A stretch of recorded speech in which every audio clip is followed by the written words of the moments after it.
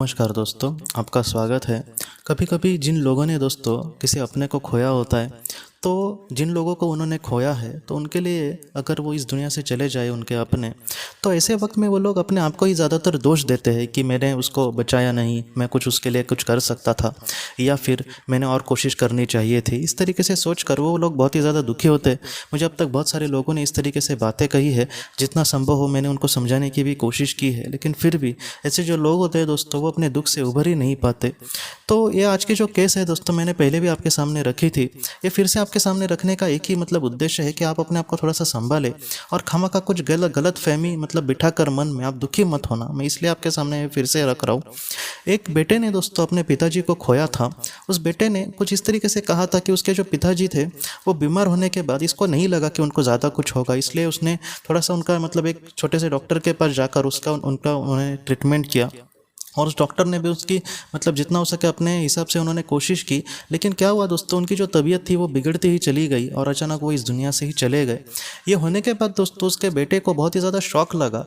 उसने ये सोचा कि मैं मतलब मुझे एक अच्छे अस्पताल में इनको लेकर जाना चाहिए था, मैंने ऐसा क्यों किया, मुझे लगा ही नहीं कि ऐसे उनके साथ होगा। काश अगर मुझे पता होता तो मैं उनको एक अच्छा अस्पताल में लेकर जाकर वो ज़रूर बच जाते।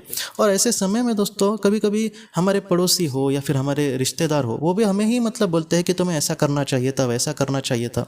मैं लोगों को भी यही कहना चाहता हूँ कि ऐसे समय में जहाँ पर बात होकर गई है, ऐसे समय में उनके जो करीबी लोग हैं उनको ही दोष देना, ये सच में एक प्रकार का मुझे पाप ही लगता है। अगर कोई जानबूझ के अपने लोगों पर ध्यान ना दे और वो उनकी जान चली जाए और बाद में इसको दोष देना बात अलग है, लेकिन हमें भी पता है कि उसने जानबूझ के ये सारी चीज़ें की नहीं। ऐसे वक्त में उनको कुछ ज्ञान बांटना ये उनको और भी कहीं ना कहीं दुख देता है, कि इसलिए ऐसा कुछ भी हमें ना करना चाहिए।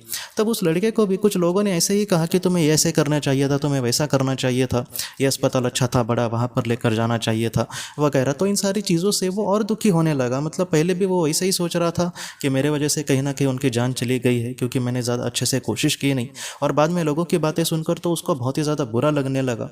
तो इस तरीके से दोस्तों वो बहुत ही ज़्यादा दुखी रहने लगा।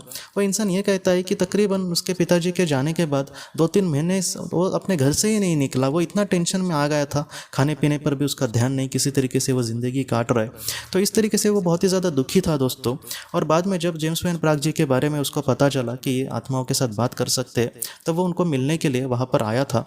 जब वो वहाँ पर आया दोस्तों, तब जेम्स वैन प्राग जी ने ये कहा कि तुम्हारे जो पापा की सोल है वो यहाँ पर आ चुकी है और वह मुझसे ये कह रही है तुम्हें संदेश देने के लिए। उसके पापा ने दोस्तों उसको कुछ इस तरीके से संदेश दिए कि बेटा तुम मुझे लेकर ज़रा भी चिंता मत करना, मैं यहाँ पर सचमुच बहुत ही खुश हूँ। ये जो दुनिया है जहाँ पर मैं रहता हूँ, इसमें इतनी मतलब सुंदरता है कि मैं तुम्हें शब्दों में बयां नहीं कर सकता।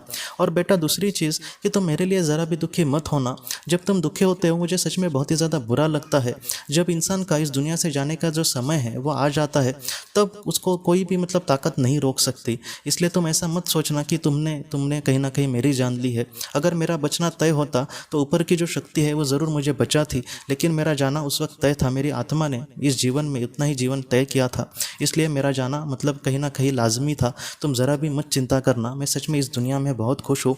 पृथ्वी पर जिस तरीके से मर्यादा होती है या फिर कभी कभी हम बहुत ही ज़्यादा दुख होते हैं, कल का टेंशन होता है, ऐसी कोई भी चीज़ यहाँ पर नहीं है। मैं सच में पृथ्वी से बहुत ज़्यादा खुश यहाँ पर हूँ, इसलिए तुम ज़रा भी मुझे लेकर ज़रा भी दुखी मत होना। अगर तुम भी अपने ही दुख में इसी तरीके से डूबे रहे तो मुझे भी सच में इस दुनिया में अच्छा नहीं लगेगा। इसलिए तुम मेरे लिए कम से कम अपने आप को दोष मत देना। जब इंसान का समय आ जाता है तब उसको जाना ही ठीक होता है उसकी आत्मा के लिए, इसलिए तुम ज़रा भी चिंता मत करना बेटा। ये सारी चीज़ें सुनकर दोस्तों उनके बेटे को बहुत ही ज़्यादा खुशी मिली। उसको ये पता चला कि जो भी घटना घटी है उसमें उसका मतलब ज़रा भी दोष नहीं है। और उसके पिताजी ने यह भी कहा उसको कि जितना तुमसे हो सका था उससे बहुत ज़्यादा कोशिश की तुमने मुझे बचाने के लिए, मुझे अच्छा उपचार मिलने के लिए। वही मेरे लिए सबसे बड़ी बात थी, क्योंकि हमारा जो सच्चा पैर था वो वही हमें दर्शाता है। इसलिए तुम अपने आप को ज़रा भी दोष मत देना। अगर तुम दुखी रहे तो तुम यही समझना कि तुम अपने पापा को कहीं ना कहीं दुख दे रहे हो। तो इस तरीके से सोचकर दोस्तों सुनकर ये सारी बातें उसके बेटे को सच में बुरा लगा कि वो क्यों खामखा अपने पिताजी को मतलब इस तरीके से दुख दे। और उसने यही सोचा कि अब वो जितना हो सके अपने जीवन में आगे बढ़ेगा, क्योंकि उसके लिए वही ज़्यादा इंपॉर्टेंट बात थी। और उसके पिताजी ने भी उसको यही कहा आखिर में कि हमारी जो मुलाकात है वो इस दुनिया में ज़रूर होगी, लेकिन फ़िलहाल तुम्हारा जो जीवन में उद्देश्य है उसको तुम्हें बहुत ही अच्छे से पूरा करने की ज़रूरत है। और उसके बेटे ने बहुत ही प्यार से मतलब ये सारी चीज़ें मानी दोस्तों, और आज वो कहीं ना कहीं अपने आप को संभाल कर जीवन में आगे बढ़ रहा है। तो ये जो कहानी है दोस्तों, ये जो सच्ची घटना है, जेम्स प्राग जी भी हमसे यही कहते हैं कि ऐसी जो बातें हैं कि जहाँ पर हमारा करीबी हमसे छोड़कर चला जाता है और उसको लेकर हमें यही लगता है कि मेरे वजह से ऐसा कुछ हुआ होगा या फिर मैं कुछ ऐसा ही करना चाहिए था। देखो कैसा है दोस्तों, जो ऊपर की शक्ति है, जो सर्वशक्तिमान ईश्वर की ताकत है, वो ऐसा नहीं है कि अगर हम कुछ कर जाते तो वो सारा इतिहास ही बदल जाता। ऐसा नहीं होता दोस्तों। अगर मतलब जो चीज़ें घटनी है वैसे ही घट जाती है। इन सारी चीज़ों में हम अपने आप को कभी भी दोष ना दें। और लोगों को भी मैं इतना ही कहना चाहता हूँ कि ऐसा कोई किसी ने किसी अपने को खोया तो उनको हमें ज़रा भी दोष नहीं देना। रहने दो, आज वो जिस परिस्थिति से गुजर रहा है उसकी हम कल्पना भी नहीं कर सकते। इसलिए दूसरे को दोष देने से अच्छा है कि हम उसको कहीं ना कहीं सांत्वना दें, उसको सहारा दें। ऐसी जो बातें हैं दोस्तों, उसको थोड़ा सा जीवन में आगे बढ़ने के लिए मदद कर सकती है। इसलिए आखिर में भी आपको मैं यही कहता हूँ कि अगर आपने किसी अपने को खोया है तो ऐसे समय में आप अपने आप को ज़रा भी दोष ना दे दोस्तों। अगर आप दोष देकर अगर दुखी होंगे तो आपके जो करीबी है कहीं ना कहीं इनडायरेक्टली आप उनको ही दुखी कर रहे हैं। इसलिए आप अपने आप को संभालें और जीवन में आगे बढ़े। और उसके पापा ने जैसे आखिर में कहा वही मैं आपको कहता हूँ कि आपकी और उनकी ज़रूर एक दिन मुलाकात होगी और आप उनके साथ बहुत सारे जन्म ज़रूर ले सकेंगे। आप प्लीज़ मत चिंता करें दोस्तों। तो दोस्तों हम अपने अगली वीडियो में किसी नए विषय को लेकर मिलेंगे। तब तक आप अपना अपने परिवार का ख्याल रखना। आपका बहुत बहुत धन्यवाद। ज़िंदगी की रोशनी ये एक कंसल्टेंसी है जो ऐसे लोगों को मदद करने की कोशिश करती है जिन्होंने किसी अपने को खोया है या फिर जो लोग अपने जीवन में बहुत ही ज़्यादा दुखी है। जो लोग इस संस्था के साथ जुड़ते हैं उन्हें पास्ट लाइफ रिग्रेशन की ऑडियोज़ भेजी जाएगी, जिससे घर बैठे वह पास्ट लाइफ रिग्रेशन का अभ्यास कर सकते हैं। और उन्हें 5 मेडिटेशन ध्यान की भी ऑडियोज़ भेजी जाएगी। और इसके साथ साथ उन्हें PDF किताबें भेजी जाएंगी जो हिंदी और अंग्रेज़ी में है, जो मोबाइल पर या फिर लैपटॉप पर आप उसे पढ़ सकते हैं। और 10 ऑडियो बुक्स भी आपको भेजी जाएंगी।